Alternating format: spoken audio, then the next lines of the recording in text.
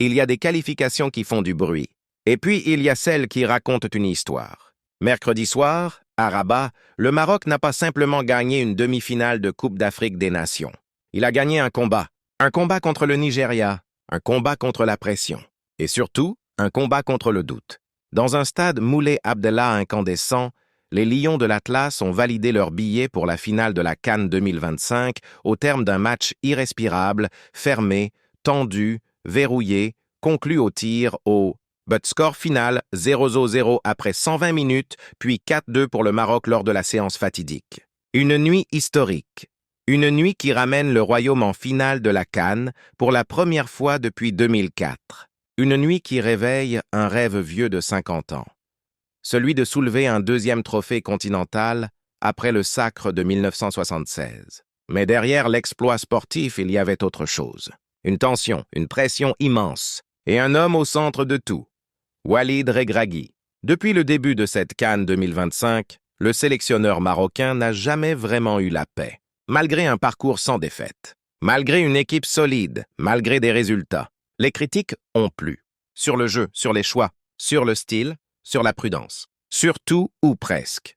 Et mercredi soir, juste après avoir qualifié le Maroc pour une finale historique, Regragui a décidé de parler. « Je n'ai pas été que chahuté, c'était une campagne vraiment pas correcte.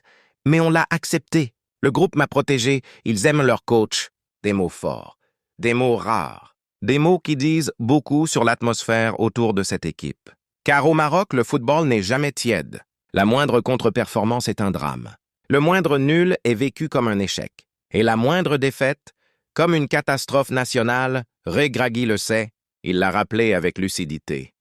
La critique fait partie du football. On sait que la moindre défaite ou le moindre nul au Maroc est catastrophique. Et pourtant, malgré ce climat, malgré cette pression constante, son équipe est là. En finale point face au Nigeria, le Maroc a livré un match d'une rigueur tactique impressionnante. Pas spectaculaire, pas flamboyant, mais parfaitement maîtrisé.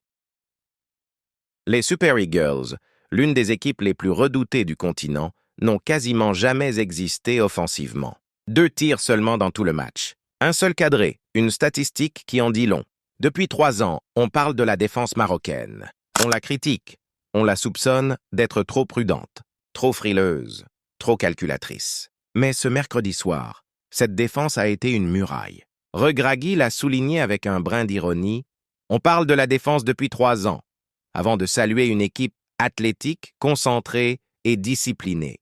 Achraf Hakimi, lui aussi, n'a pas caché sa fierté. On a fait un travail incroyable. On est resté concentré tout. Le long du match, on ne leur a rien laissé. Ce Maroc-là n'a peut-être pas brillé par son spectacle. Mais il a brillé par sa maîtrise mentale, sa patience, sa solidité.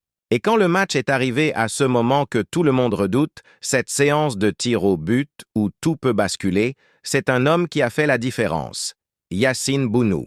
2 arrêts, 2 explosions dans le stade, et un dernier tir signé Youssef En-Nesyri pour envoyer tout un peuple en finale. Mais cette qualification ne s'est pas jouée que sur la pelouse. Elle s'est aussi jouée dans les tribunes. Rabat a poussé, Rabat a chanté. Rabat a porté son équipe. Abdessamad El Zalzouli l'a résumé simplement « On a joué comme si notre vie en dépendait. Le stade était comme un joueur en plus. » Une phrase qui dit tout. Ce Maroc-là est porté par un peuple, par une attente, par une histoire. Mais Walid Regragui ne veut pas s'enflammer. Pas encore. Le travail n'est pas fini, a-t-il prévenu. Le Sénégal est une équipe fantastique. Ce sera du 50-50. Dimanche, le Maroc jouera une finale, une vraie. Une finale pour l'histoire. Une finale pour briser un demi-siècle d'attente. Une finale pour transformer ce parcours solide, parfois critiqué, souvent discuté, en triomphe éternel. Quoi qu'il arrive, cette CAN 2025 aura déjà raconté quelque chose de profond sur cette équipe, sa résilience, sa solidité mentale et sa capacité à avancer, même sous le feu des critiques. Dimanche soir, le Royaume retiendra son souffle et peut-être écrira l'une des plus belles pages de son histoire footballistique.